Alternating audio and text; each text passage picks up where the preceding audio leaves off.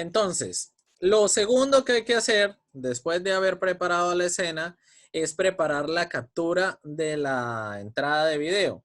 Nosotros ya vimos cómo podemos probar la captura de video y cómo crear el código de la captura de video, y ese código cómo me va a incluir todas las condiciones de captura. Quiere decir que una forma sencilla, la forma más simple de hacerlo es esta, como se la estoy mostrando en esta presentación, en la cual las capturas de las imágenes de visión artificial en MATLAB las probamos usando simplemente estas instrucciones. Cerramos, limpiamos, abro la entrada de video. En este caso, él solo me abriría las entradas de video que sean compatibles con Windows, y acá el número de cámara que tenga detectada MATLAB. Quiere decir que si yo tuviera 3 cámaras, yo podría irlas convocando según el número. Cámara 1, actívese; cámara 2, actívese; cámara 3, actívese. Yo podría tenerlas todas activas al mismo tiempo o irlas switchando. Actívese 1, actívese 2, actívese. Quiere decir que yo puedo hacer multipersección, ¿no?, de sistemas de visión artificial. Eso se puede hacer porque yo puedo convocar una cámara o convocar otra. Ahí no hay problema. Sí que hay que tener en cuenta que usted sabe que la entrada de video va a crear un consumo computacional alto, ¿no? Entonces sí hay ciertos requerimientos de máquina para hacer multiprocesamiento. Es decir, si yo voy a hacer percepción por 2 cámaras, sí se requieren unos requerimientos mínimos. Y acá, con esta instrucción, podemos previsualizar la cámara. Pero recordemos que si yo llegara a encender la cámara y simplemente utilizar esas condiciones, en este caso, todas las condiciones automáticas con las que venga de fabricante la cámara quedan activas, ¿no? ¿Por qué? Porque yo no las estoy desactivando. Quiere decir que si la cámara tiene autoajuste, ajuste de brillo, ajuste de foco y demás, balance de luz y todo eso, esas condiciones van a estar funcionando todo el tiempo. Profe, pero eso es bueno. Sí, eso es bueno si fuéramos fotógrafos, si estuviéramos haciendo una película, si estuviéramos captando un video, que fue para lo que fueron diseñadas las cámaras originalmente. Nosotros le estamos dando un uso diferente. ¿Por qué las diseñan así? Pues obviamente porque si yo estoy en una videollamada y yo tengo la cam de mi computador o una webcam aparte y tengo la luz apagada y de un momento a otro se enciende, pues la cámara tenga el balance de luz y pueda arreglarme el contraste de manera de que no exista una distorsión ni siquiera momentánea en la percepción. Que si yo me estoy alejando del foco, ella misma haga autoenfoque, ¿vale?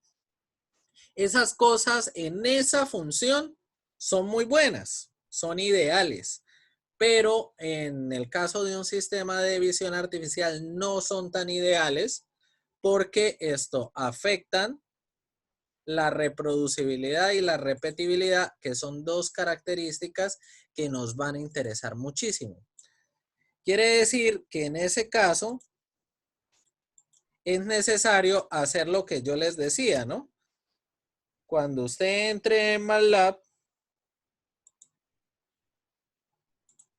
usted debe ir a las apps, ir a su iMac Tool, a su toolbox de adquisición de imágenes, y de esa toolbox de adquisición de imágenes debe ponerse a preconfigurar. Bueno, en esta versión de MATLAB no me tiene capturadas las cámaras, la tengo es en la otra versión de MATLAB. Me tocaría abrirla. Bueno, pero ustedes ya saben cómo es. En este lado le van a aparecer todas las cámaras y todos los formatos. Usted la configura, la deja estándar, es decir, usted se asegura que el balance de luz esté desactivado, que el cambio de enfoque esté desactivado. ¿Por qué? Porque usted necesita que la percepción sea uniforme. Sea la mejor posible, sí, pero sea uniforme. Ya después de que usted tenga eso, usted acá va a tener el código Él acá le genera el código con el cual usted programar y llamar esa cámara bajo esas condiciones. Ese código es más eficiente que usarlo así. ¿Por qué? Porque cuando lo usamos así, yo simplemente estoy convocando la cámara, pero yo estoy dejando habilitadas todas las condiciones de fábrica. Al dejar habilitadas todas las condiciones de fábrica, yo estoy afectando la repetibilidad y la reproducibilidad. Eso yo debo tenerlo muy claro. Ahora, la instrucción para capturar un fotograma. Bueno, toda esta cháchara yo ya la dije. La acabo de decir. Entonces, vamos a analizar este código. Es un código muy sencillo, es un código muy simple. Entonces,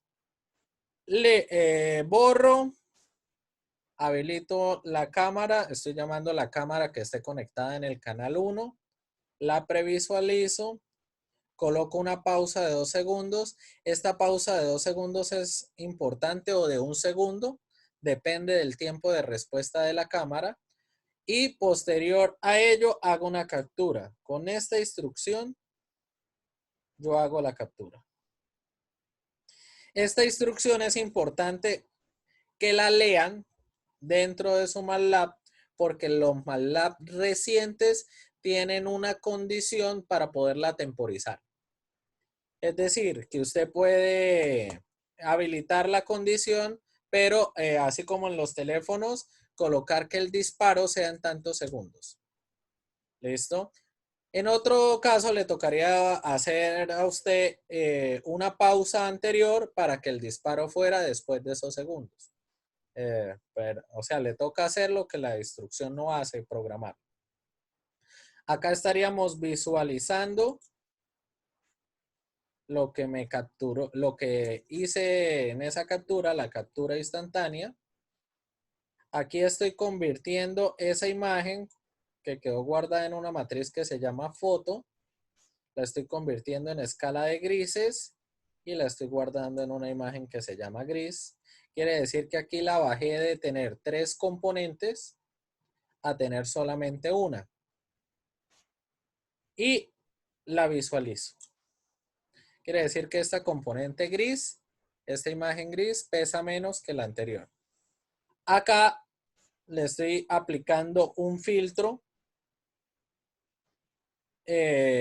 umbralizador.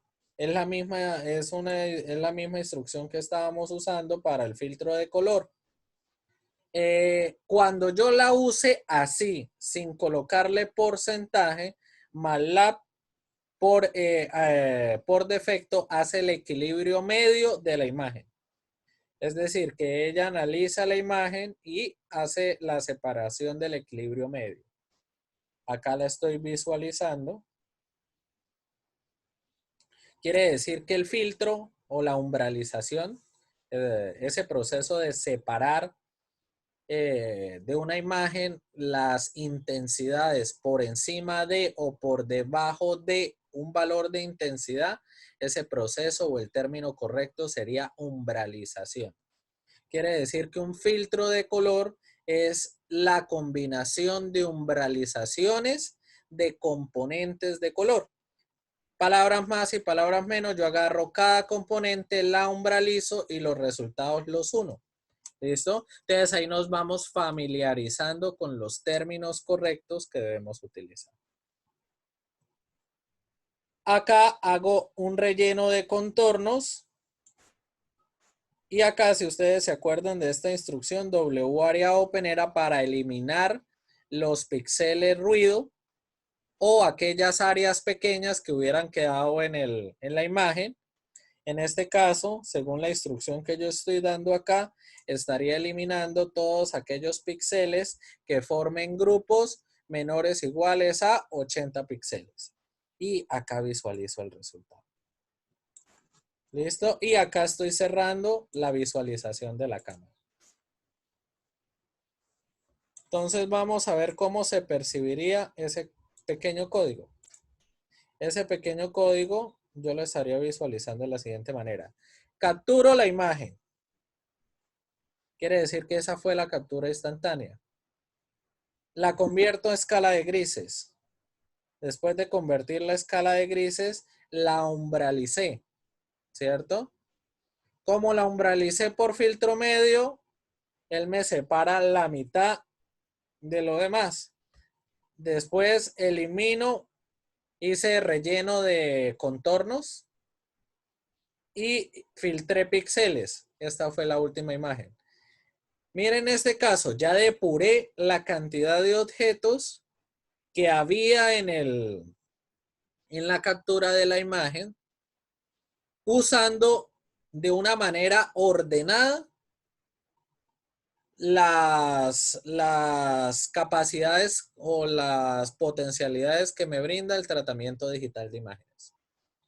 Quiere decir que si yo me pongo a pensar y uso creativamente y establezco cuál es el orden correcto en el cual debo ejecutar las transformaciones, a partir de establecer un buen orden de ejecución de las transformaciones, yo puedo ir evolucionando en el procesamiento para llegar a hacer que el procesamiento emule una característica de la visión humana o animal.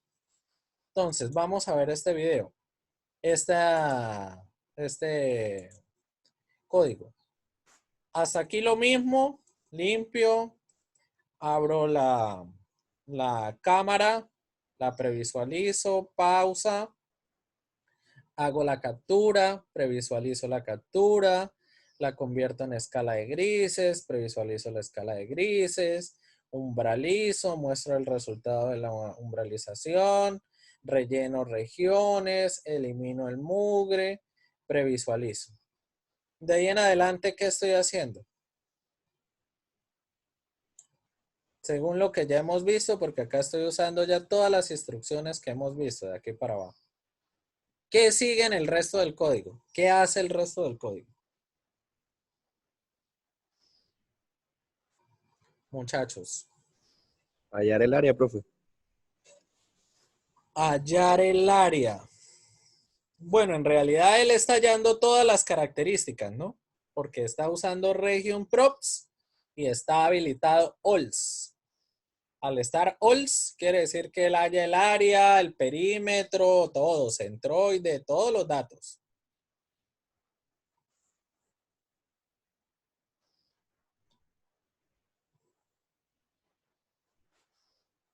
Acá convoco la instrucción de análisis de regiones y guardo el resultado acá en lab. ¿Para qué? Para que me registre la cantidad de figuras que me encontró. Acá le pregunto cuál es el máximo valor de las figuras y que ese valor quede guardado en la variable objeto. ¿Por qué? Porque yo necesito saber cuántas figuras hay. Acá en este punto, ya en este puntico, yo ya estoy haciendo visión artificial. Porque en objeto, el resultado que quedó guardado en objeto fue un valor de conteo. Quiere decir que acá yo ya estoy emulando una característica de la visión humana o animal. Básicamente, yo ya sé ahí que hay tres cosas en la imagen. Yo ya conté, 1, 2, 3. Incluso esas tres cosas ya están numeradas. Como yo ya sé cuáles son esas cantidades de cosas, yo ya las puedo recorrer. Entonces, acá precisamente eso es lo que estoy haciendo. Creo un if, llamo las regiones y llamo las regiones para cada objeto y las visualizo. Como llamo las regiones, quiere decir que en este caso yo ya sé que dependiendo de la cantidad de objetos que haya, a cada objeto que me detecte, él me le va a hacer el análisis de todas las características.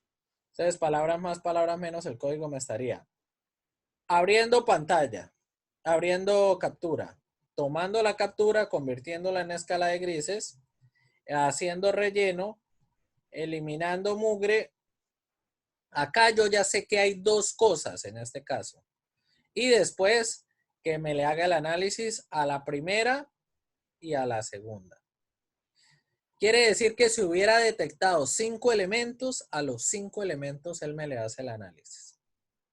Ahí yo ya estoy contando y yo ya de cada elemento tengo resultados. Quiere decir que en este caso yo supe combinar las secuencias de procesamiento digital de imágenes y ya estaba haciendo un procesamiento de visión artificial.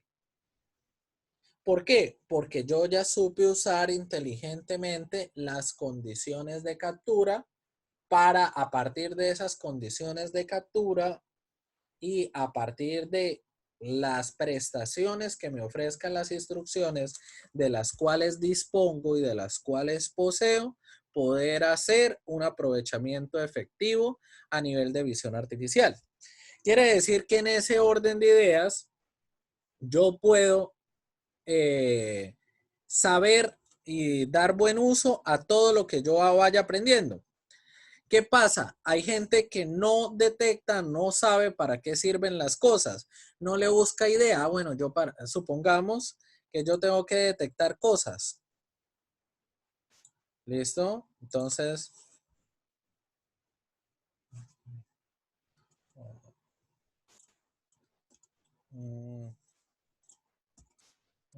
un segundo.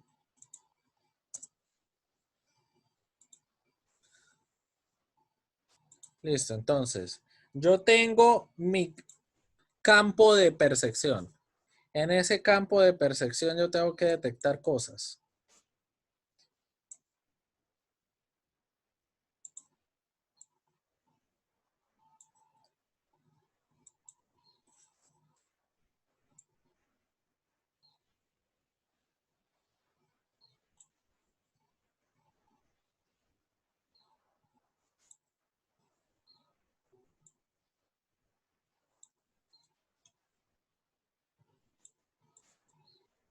Y así sucesivamente.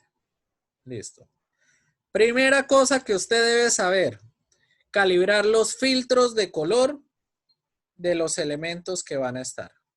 ¿Para qué? Para que usted pueda filtrarlos independientemente y poder saber cuántos hay. Quiere decir que dos cosas son necesarias. Hacer filtro de elemento y hacer conteo de los elementos. Después de que usted tenga conteo de los elementos, ya usted mira a ver cómo usa las cosas, ¿no? Entonces, supongamos que mi trabajo es detectar, no sé, a ver. Denme un ejemplo de actividades que estén haciendo ustedes. Ya nos quedan 10 minutos. Las señales, profe, que La, son de diferentes formas. listo, la de los patrones de diferentes formas. Entonces se supone que usted acá tiene una cantidad de símbolos y cosas que tiene que detectar. Esa es simple, esa es muy simple, porque en este caso usted lo que tiene que asegurarse de filtrar es el contorno externo de la imagen. Básicamente a usted lo que le interesa filtrar es todo, voy a agarrar otro color, es todo este borde. Usted con que filtre ese borde, después va a usar una función que les voy a enseñar que se llama incrop, que es para cortar, y usted simplemente llega y corta este fragmento de la imagen. Después de que usted ya la tenga cortada, puede usar alguna función de correspondencia para verificar, si ustedes se acuerdan de álgebra lineal, cuando usted hace análisis de correlación de matrices, la correlación de matrices lo que hace es decirle qué tan parecida es una matriz con otra. Quiere decir que si usted este pedacito ya que cortó, usted ya tiene otro patrón idéntico guardado previamente y usted llega y hace una correlación entre ese pedacito con el que usted tiene guardado y con todos los que usted tiene guardado y pregunta cuál es la correlación, en la mayoría de matrices le van a decir no, se parece en un 10%, en un 5%, pero con la matriz que sí se parezca, es decir, con la imagen que sí sea, él le va a decir que tiene un parecido del 70, del 80%. En ese orden de ideas, usted solo con eso ya sabe que esa es esa imagen. ¿Estamos claros? Ese procesamiento no es tan complejo. Es uno de los más fáciles de resolver. ¿Qué lo volvería más complejo? Se volvería más complejo si la imagen está torcida. Es decir, si la señal llega a estar inclinada, ya sí se vuelve un poco más complejo porque usted tendría que enderezarla primero para después hacer el corte. Y ahí sí poder hacer la correlación. Porque ¿qué pasa? No es lo mismo correlacionar una imagen derecha, porque el patrón que usted tiene guardado es idéntico, tiene todo aquí adentro igualitico. Y usted va a preguntar, ¿esto es igual a esto? Estas dos cosas se parecen. Y MATLAB le va a decir, eso se parece en un tanto por ciento. Una cosa es hacer eso, pero otra cosa es que esta imagen esté inclinada, no sé, 30 grados. Si está inclinada, ya MATLAB va a decir, no, obvio, no se parece. ¿Por qué? Porque los valores que acá aparecen como columna, acá van a aparecer como diagonales. Entonces, él no le va a encontrar similitud. ¿Estamos claros? Entonces, le tocaría a usted enderezar primero la matriz y después de enderezarla, ahí sí pedir la correlación. ¿Estamos claros? Sí, señor. Sí, señor. Ahora la pregunta, ¿cómo se les ocurre enderezar una imagen? Con todo lo que ya hemos visto. ¿Cómo sería enderezar una imagen? Si yo tengo una imagen torcida. Con rotate, ¿no? Con InRotate usted la rota, pero usted ¿cómo sabe que está torcida? Usted debe pensar como el algoritmo diferencia entre esta imagen que no tengo que enderezarla a una imagen que sí tiene que enderezarla. Bueno, un elemento de la imagen, porque él no va a enderezar toda la imagen, sino solo el elemento. Pues podría buscar la distancia de los bordes. La distancia de los bordes. Sí, Que las esquinas no coinciden, las dos esquinas. O sea, digamos, las dos esquinas de arriba, el X debe ser igual. Y si no está igual, pues está torcido. ¿Y cómo detecta usted eso?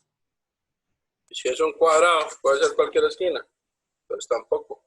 ¿Y cómo lo detecta eso? No, sí, tienen razón. Leider y Lozada creo que fue el que habló. Tienen razón. Profe, no tiene que Sí, seguir señor. cada píxel de la imagen y mirar la ubicación de cada píxel Pero y hacer una correlación. no, porque la correlación se hace ya cuando usted va a corroborar el patrón ya final con el patrón final. Ya la versión idealizada de la imagen con su versión idealizada cortada de la imagen que estamos procesando. En este caso, el enderezar es una etapa previa a la correlación.